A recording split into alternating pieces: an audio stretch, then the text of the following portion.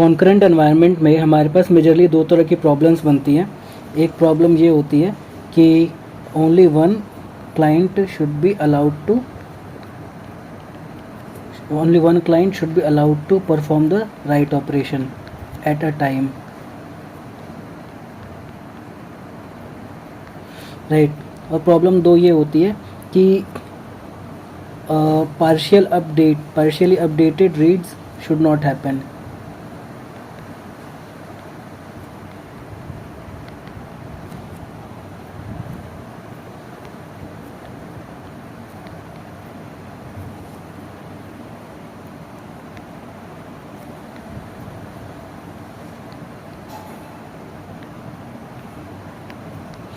Right, ये दो major problems हम फेस करते हैं। तो ठीक है, इसके बाद ये देखते हैं कि हमारे पास जो लॉकिंग मैकेनिज़म्स होते हैं वो मेजरली दो तरह के होते हैं। एक होता है एक्सक्लूसिव और एक होता है शेयर्ड। एक्सक्लूसिव ये होता ये है कि इसमें only one thread can acquire a lock at a time। तो ये एक्सक्लूसिव लॉक जो है ये क्लियरली हमारी प्रॉब्लम वन को सॉल्व कर देता है, राइट। और ये जो शेयर्ड लॉकिंग होती है इसमें क्या होता है कि ये मेजरली वहाँ अक्वायर किए जाते हैं जहाँ पर हमें डेटा अपडेट नहीं करना होता, हमें सिर्फ डेटा रीड करना होता है। No updates, only reading.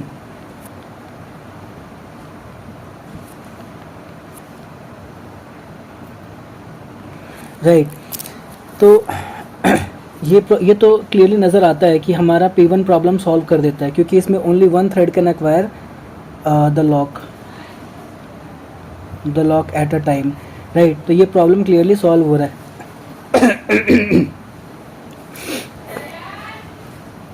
But shared वाले के केस में ओनली रीडिंग इज़ अलाउड। ये तो समझ में आया कि रीडिंग इज़ अलाउड, राइट। लेकिन इसको प्रिवेंट कैसे किया जाता है कि कोई राइट ऑपरेशन आ रही है, इसको प्रिवेंट कैसे किया जाए, how to prevent the right operation to proceed.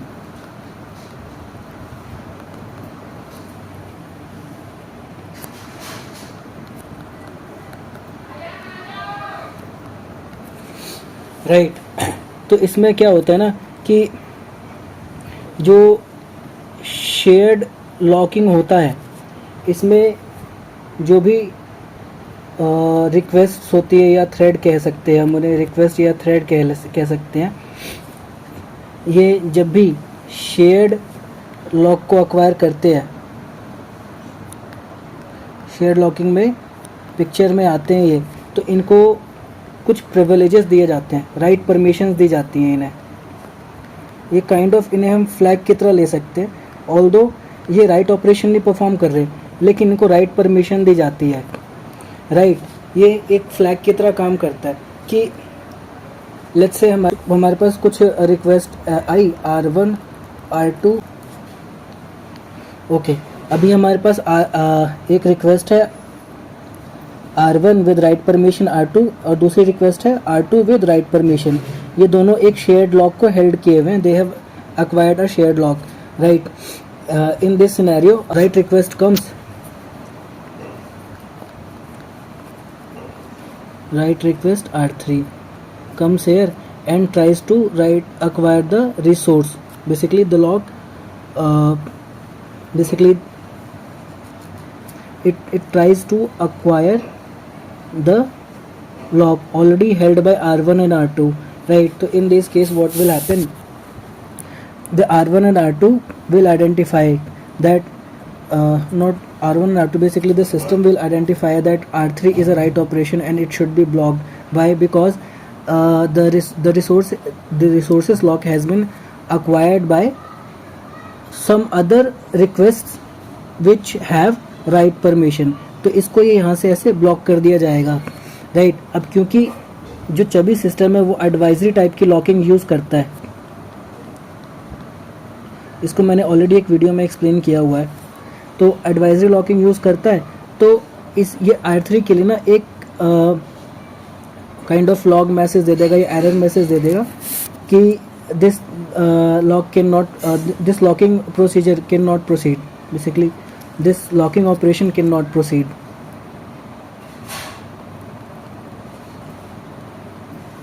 Right now, right, फिर एक दूसरा केस बनता है, हमारे पास एक शेयर्ड लॉक है और एक रिक्वेस्ट है R4, इसको ये रिसोर्स का लॉक अक्वायर करना था, इसने इसे अक्वायर कर लिया। राइट, अब एक लेकिन इस R4 के पास इस तरह से कोई राइट परमिशन नहीं है। अब एक राइट रिक्वेस्ट आती है,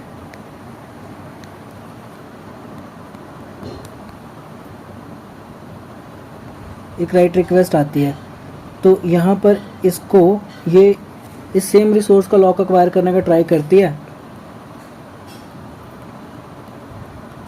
राइट, तो सिस्टम क्या करता है, ये देखता है कि this lock has been already acquired by a request which does not have the right permission.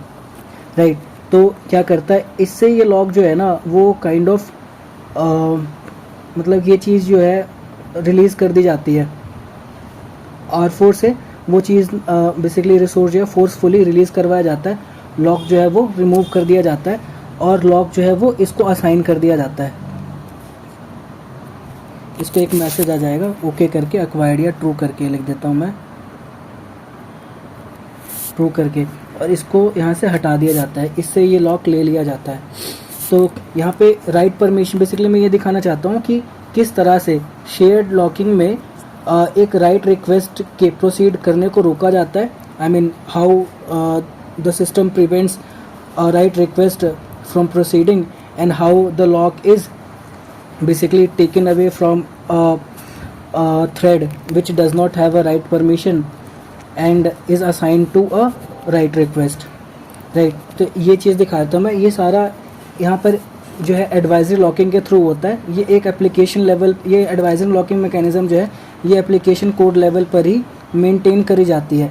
इसका कंट्रोल जो है वो एप्लीकेशन कोड के पास होता है, लेकिन जो बेस है इसका जो काइंड ऑफ इसका जो फंडामेंटल्स हैं लॉकिंग के, वो डेटा बेस ही प्रोवाइड कराता है। मैं ले देता हूँ,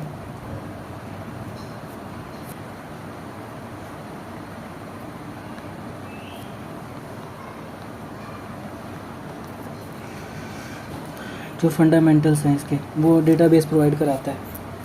राइट, इसमें थोड़ा बहुत एक पॉइंट मैं ये मेंशन कर देता हूँ कि मैंडेटरी लॉकिंग भी एक चीज़ होती है। उसमें ये होता है कि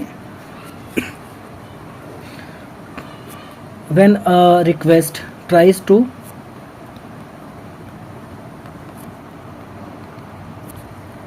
acquire a lock that's already held,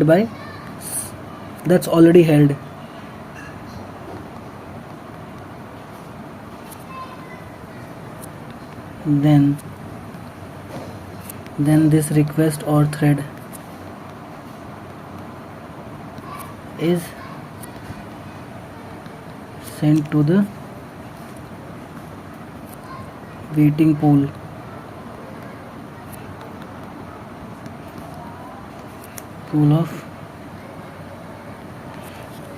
of threads।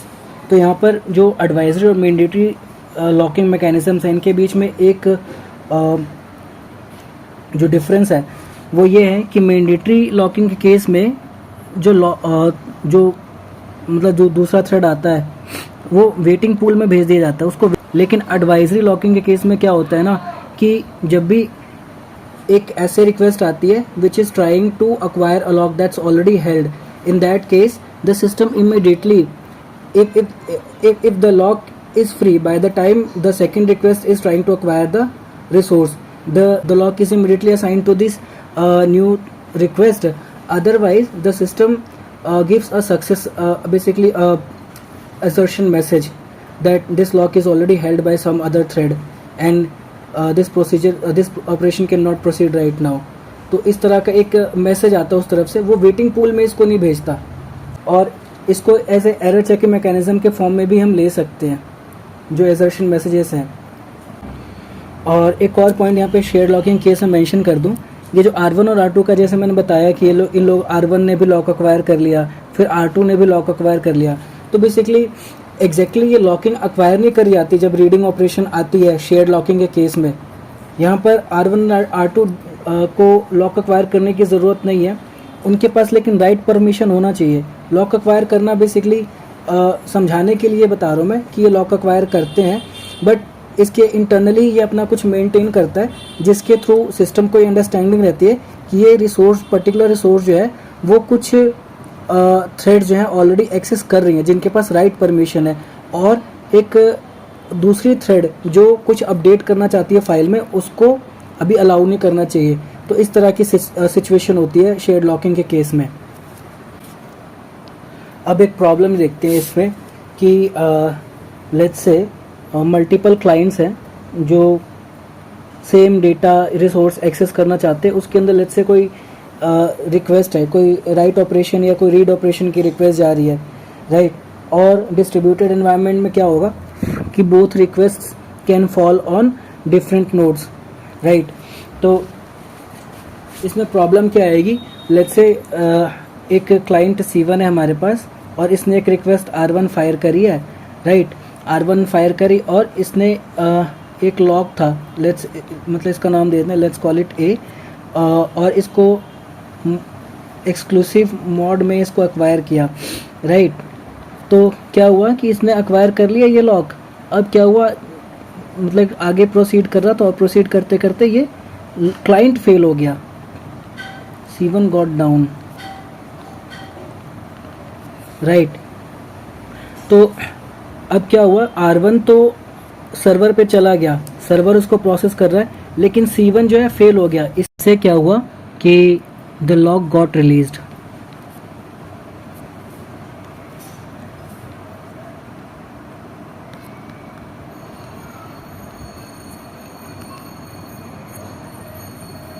from client C1, right. But the R1 is still in progress. Let me show the same thing on a timeline. Let's say we have a log on a primary server,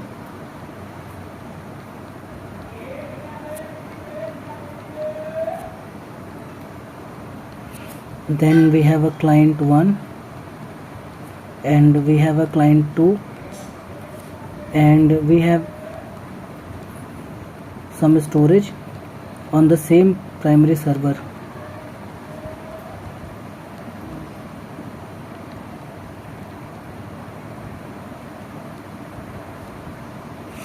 right.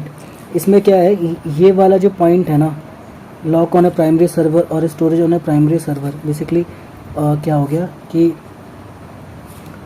1 second, ये basically एक timeline दिखाना चाहता हूँ मैं यहाँ, इसलिए एक line draw कर रहा हूँ। This line represents a timeline, right. अब क्या है कि 1 सेकेंड, ये वाला जो लॉक है और ये जो स्टोरेज है, राइट, ये बेसिकली ऐसे हैं, ये सेम ही सर्वर पर है, एक प्राइमरी रेप्लिका है मेरा,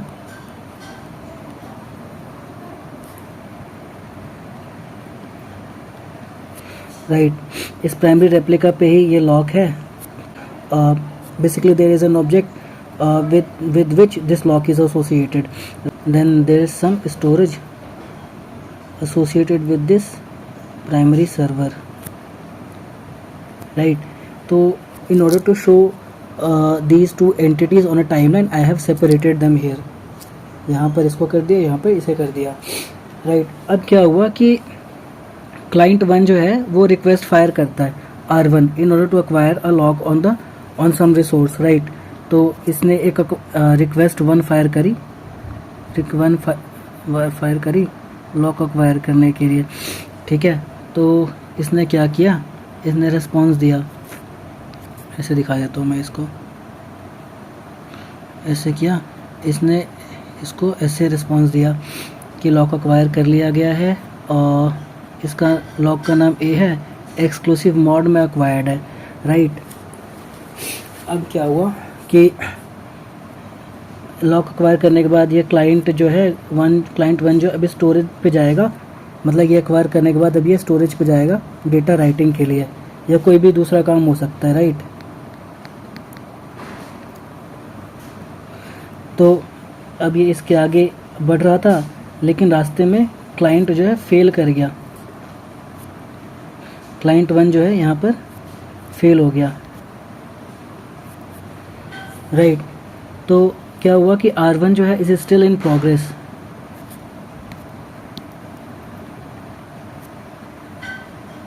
R1 सर्वर पे है और is still in progress. R1 will reach the storage in some time, right. अब क्या हुआ कि जब क्लाइंट 1 फेल हुआ ना, तो lock got released from C1, जो C1 ने लॉक हेल्ड किया था उसको अब रिलीज कर दिया गया। तो यहाँ पर इसको ऐसे दिखा सकते हैं, रिलीज लॉक,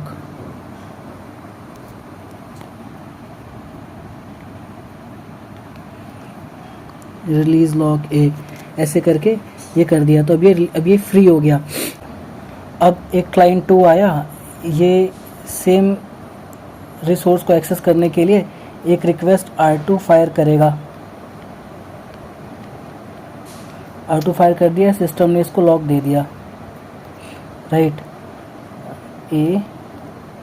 लॉक ए दिया और एक्सक्लूसिव मोड में दिया।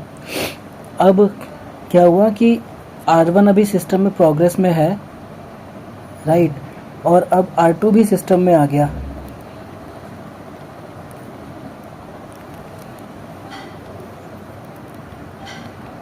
तो प्रॉब्लम अब ये है, ये दोनों ही एट सम टाइम स्टोरेज पर जाएंगे, बट इनका ऑर्डर जो है अनप्रेडिक्टेबल है कि R1 पहले जाएगा या R2। देखा जाए तो R2 should be rolled back, क्योंकि इसका क्लाइंट फेल हो गया था। R1 जो है वो रोल बैक हो जाना चाहिए, या इसको समहाउ फेल कर दिया जाना चाहिए। I mean it should not proceed because the client has already failed. तो इस क्लाइंट का क्या होगा कुछ नहीं पता। तो आइडियली मतलब दिस शुड नॉट प्रोसीड। तो क्या होना चाहिए कि there should be some mechanism in order to handle this situation. Basically एक ऑर्डरिंग प्रॉब्लम हो गई है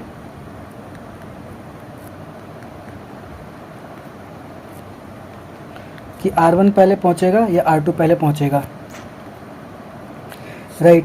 तो इस प्रॉब्लम को सॉल्व करने के लिए दो तरह के मैकेनिज्म्स इंट्रोड्यूस किए गए। पहला सीक्वेंसिंग ऑफ द लॉक्स,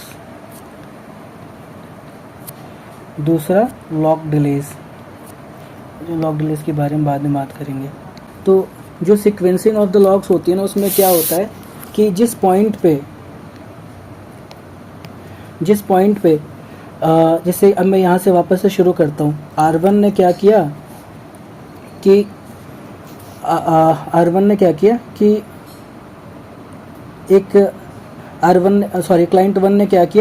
कि एक R1 फायर किया, रिक्वेस्ट 1 फायर करी कुछ लॉक एक्वायर करने के लिए, और इसको ये लॉक मिल गया। अब R1 जो है प्रोग्रेस में है, लेकिन client at some point fail हो गया। यहाँ पर क्या हुआ, जब इसको ये लॉक दिया जाता है तो इसके साथ ही एक सीक्वेंस नंबर अटैच कर दिया जाता है लॉक के साथ, कि बेसिकली इस सीक्वेंस में ये लॉक एक्वायर किया गया था इस थ्रेड पे। तो ये जो R1 है ना, अपने साथ इस इंफॉर्मेशन को लेके घूम रहा होता है। ये सर्वर में जहाँ जाएगा ना, सर्वर में जिस पॉइंट पे भी होगा उसके पास ये एट्रीब्यूट्स होगा, एट्रीब्यूट्स के फॉर्म में या जैसे भी R1 के पास ये इन्फॉर्मेशन होगी। अब जब क्लाइंट यहाँ फेल कर गया ना, तो R1 अभी प्रोग्रेस में था, लेकिन लॉक R1 से ले लिया गया, बट ये इन्फॉर्मेशन रहेगी समहाउ, क्योंकि इस इन्फॉर्मेशन का आगे यूज़ करना है, तो हमें ये इन्फॉर्मेशन बचानी है R1 पे, राइट। अब क्या हुआ कि मीनवाइल क्लाइंट 2 आया, वो भी सेम रिसोर्स एक्सेस करना चाहता है, इसलिए उसको सेम लॉक एक्वायर करना है। एक रिक्वेस्ट फायर करी, सिस्टम ने इसको ये लॉक दे दिया, क्योंकि लॉक अवेलेबल था। जब ये क्लाइंट 1 फेल हुआ ना, तो सिस्टम ने इससे ये लॉक ले लिया। Basically the lock got released from C1. तो when R2 came to request the same lock to acquire it, the system granted it the lock. So now R2 has this lock. अब क्या हुआ कि ये check करेगा कि basically एक sequence number. अब ये क्या कर रहा था, जब हमने सीक्वेंसिंग ये चीज़ लगानी शुरू कर दी ना, तब सर्वर लॉक के साथ एक सीक्वेंस नंबर भी दे रहा था।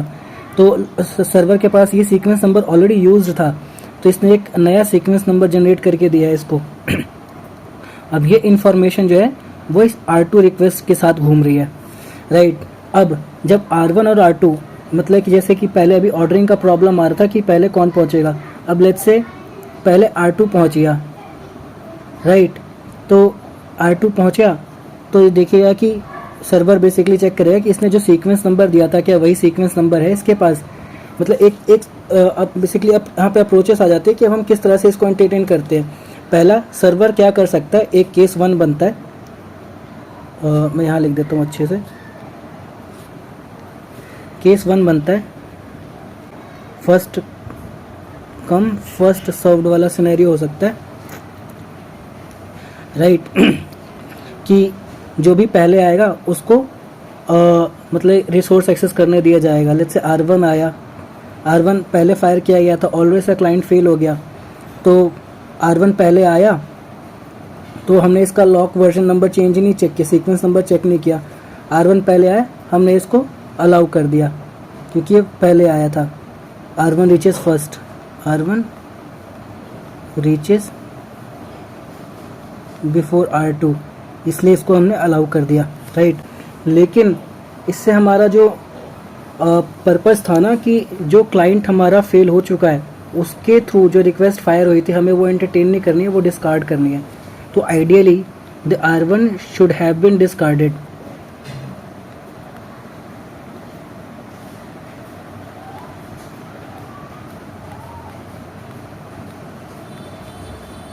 Discarded, right. लेकिन इस वाले अप्रोच में क्या है, R1 इज गेटिंग एंटरटेन्ड, मतलब जो भी पहले पहुंच रहा है उसको एंटरटेन कर रहे हैं। तो जो केस 1 जो है ना, हम इसे डिस्कार्ड कर देंगे, हम इस अप्रोच को डिस्कार्ड कर देंगे, right. Case 1 won't be used. Case 2 क्या बनता है कि check the sequence number of the log.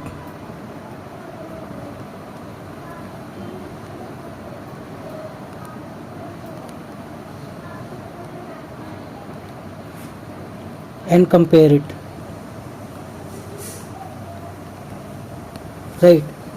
System ने जो लेटेस्ट सीक्वेंस नंबर अलोकेट किया था ना, ये वाला, इसको चेक करो और कंपेयर करो कि जो भी रिक्वेस्ट आ रही है उसके पास ये नंबर है कि नहीं है। अगर R1 पहले पहुंच जाता है तो इसको देखिएगा कि भाई हमने तो लेटेस्ट नंबर 2 असाइन किया था, R1 1 के साथ आया है, तो R1 शुड बी डिस्कार्डेड। बाद में जब R2 2 के साथ आएगा तो इसको एंटरटेन करेंगे। Basically this will be allowed and this will be discarded. लेकिन यहाँ पर ये प्रॉब्लम दिख तो रहा है कि सॉल्व हो रहा है ऑर्डरिंग का, but not all the servers support this sequencing of locks mechanism. तो इसके साथ ये लिमिटेशन है इस अप्रोच की।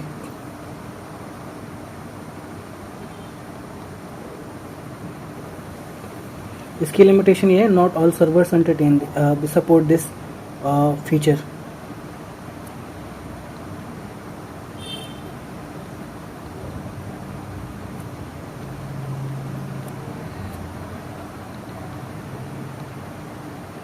राइट। फिर क्या क्या करें हम, कैसे सॉल्व करें?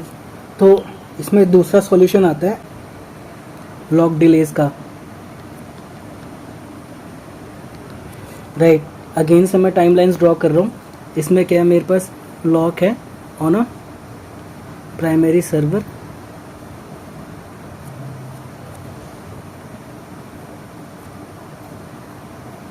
राइट। फिर मेरे पास एक क्लाइंट है, क्लाइंट 1, क्लाइंट 2, और फिर कुछ स्टोरेज है मेरे pass on the same primary server,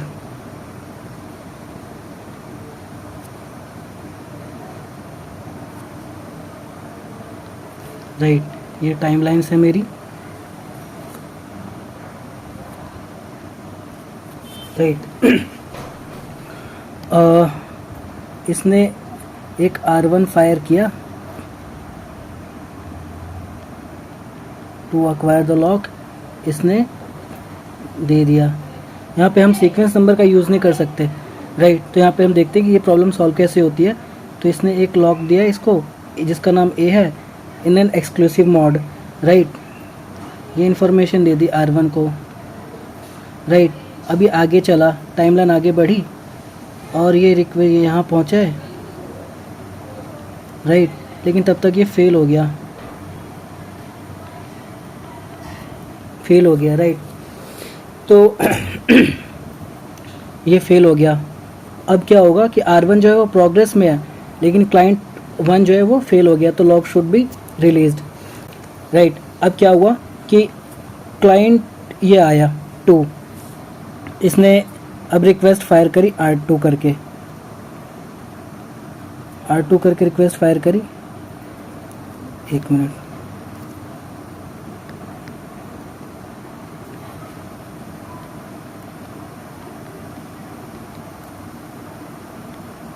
R2 fire करी। सर्वर ने क्या किया कि अब यहाँ पे, क्योंकि लॉक डिले का कॉन्सेप्ट यहाँ पे यूज़ कर रहा हूँ मैं, तो क्या है ना कि सर्वर अब चेक करेगा कि एक लॉक डिले मैकेनिज्म इंट्रोड्यूस किया हुआ है हमने, तो देखना पड़ेगा कि मतलब कि सबसे पहले तो ये पॉइंट आता है कि लॉक डिले बेसिकली हम यूज़ कैसे करेंगे और किस पॉइंट से यूज़ करेंगे। किस पॉइंट से यूज़ करने का मतलब ये है कि जिस मोमेंट लॉक अक्वायर किया गया था, क्या हम वहाँ से काउंट करेंगे इस लॉक डिले टाइम को, या फिर हम वहाँ से काउंट करेंगे जिस मोमेंट ये डिटेक्ट हुआ कि क्लाइंट फेल हो गया और ये the lock should and the lock was released, right. तो सही अप्रोच तो यही है कि जिस मोमेंट ये डिसाइड हो जाए कि क्लाइंट 1 जो है वो फेल हो गया था, उस मोमेंट से हम लॉक डिले काउंट करना शुरू करते हैं। और इसको हम अपनी मतलब it depends on our services, I mean how affordable it is to us. इसको हम 1 सेकेंड और मोर देन 1 सेकेंड हम सेट कर सकते हैं, राइट। ये डिपेंड बहुत सारे फैक्टर्स पे डिपेंड कर सकता है, बहुत सारा एनालिसिस चल रहा होता है ऑलरेडी प्रोडक्शन एनवायरनमेंट में, बिजनेस लीडर्स लगे रहते हैं इसको चीज़ों को ढूंढने में कि क्या रखा जाए, तो उस तरह से हम इसको डिसाइड कर सकते हैं। इनिशियली हम किसी एक वैल्यू के साथ जा सकते हैं based on our past experiences, right. तो इसको मुझे तो ये सही अप्रोच लगती है कि जिस मोमेंट मैंने डिटेक्ट किया कि मेरा क्लाइंट 1 फेल हो गया है, उस पॉइंट से मैं ये लॉक डिले टाइम काउंट करूँ मैं, राइट, यहाँ से, right.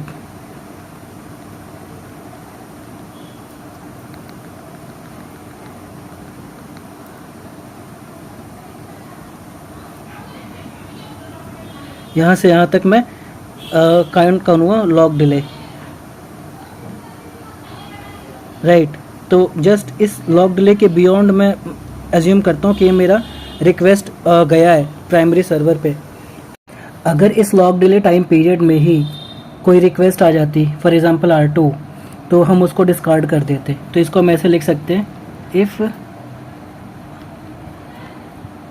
Request to acquire an already held lock in the lock delay time period, then it should be simply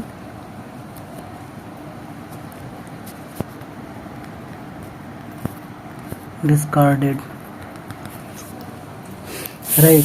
अभी क्या है कि ये रिक्वेस्ट जो है इस टाइम डिले बाउंड्री के बियॉन्ड फॉल कर रही है, तो इसको लॉक मिल जाएगा और इसको ये लॉक मिल जाएगा, राइट। और फिर ये आगे प्रोग्रेस करेगा और फिर इसकी ये जो भी ऑपरेशन परफॉर्म करना चाहता था, लेट्स से कोई राइट ऑपरेशन थी इसके पास,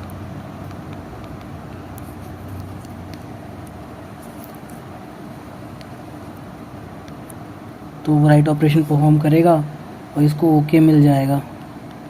अब यहाँ पर एक छोटा सा डायलेमा है मेरे सामने कि ये R1 भी तो मेमोरी में था, ये R1 भी सर्वर की मेमोरी में है और प्रोसेस में है, तो ये R1 के साथ कैसे डील किया जाए, इसके लिए एग्जैक्ट सॉल्यूशन नहीं मिला मुझे। बट मुझे क्या समझ में आया कि हम यहाँ पर एक टाइम आउट लगा सकते हैं। फॉर एग्ज़ाम्पल, एक तो हमारा ये क्लाइंट फेल होता है तो इसका कुछ टाइम पीरियड हो गया, लेट्स से 1 सेकेंड हो गया, राइट, और फिर कुछ लॉक डिले भी है हमारे पास। तो इसके लिए हम एक टाइम आउट बना सकते हैं कि हमारा कुछ मतलब क्लाइंट 1 फेल हुआ, ठीक है, वो डिटेक्ट हुआ, और फिर लॉक डिले भी हमने इंट्रोड्यूस किया हुआ है। यहाँ पे मैं ऑल्दो इसे 1 सेकेंड कह रहा था, बट कहीं पे ये 1 मिनट भी है,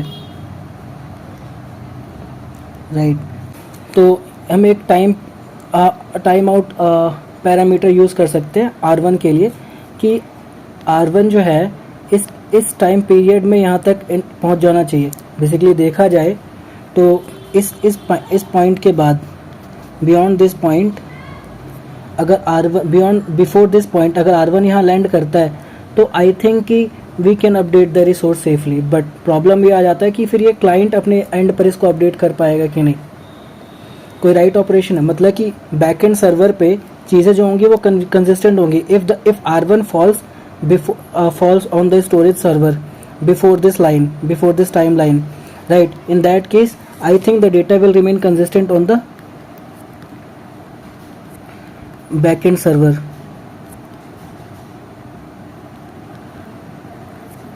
Consistent here, right.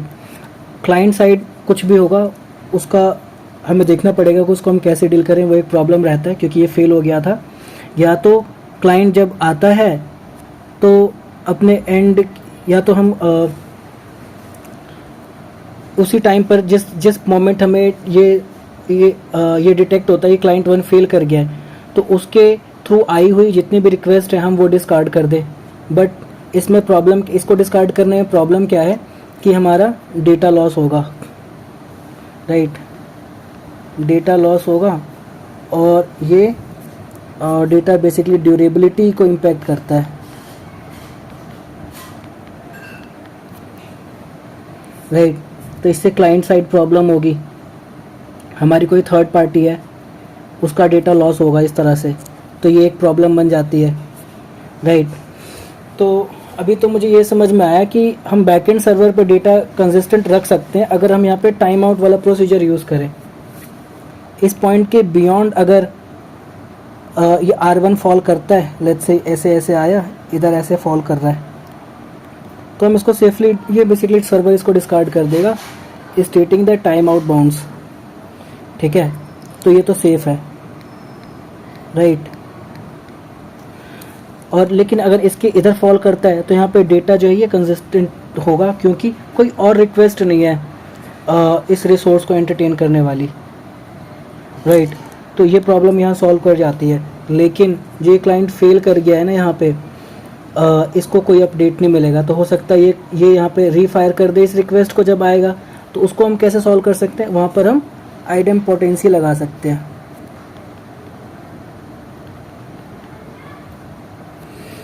राइट। तो ये प्रॉब्लम भी सॉल्व हो ही गई कि क्लाइंट दोबारा जब अप होके आता है वो दोबारा R1 फायर करता है और फिर अपडेट करने जाएगा तो DB में देखा किसी पॉइंट पे, फॉर एग्जांपल कुछ सिस्टम्स में यूनिक आईडीज़ यूज़ होती हैं, फॉर एग्जांपल ट्रांजैक्शन आईडी ले लो या एप्लीकेशन आईडी बना लो, ठीक है। हम कोई भी एक यूनिक नंबर ले सकते हैं, उसको अपनी रिक्वेस्ट में एज एन यूनिक आइडेंटिफायर लगा सकते हैं which won't match with any other requests that particular field, right. तो ये यूनिक होगा। इस तरह से हम आइडेम्पोटेंसी लगा करके ये प्रॉब्लम हम सॉल्व कर सकते हैं, तो हमारा डेटा जो है वो इस तरह से कंसिस्टेंट रहेगा। तो ये प्रॉब्लम ऐसे सॉल्व हो जाती है हमारी। एक चीज़ ड्रॉ कर देता हूँ, इसको हम बोलते हैं क्या, टाइमलाइन। इसको हम बोलते हैं इधर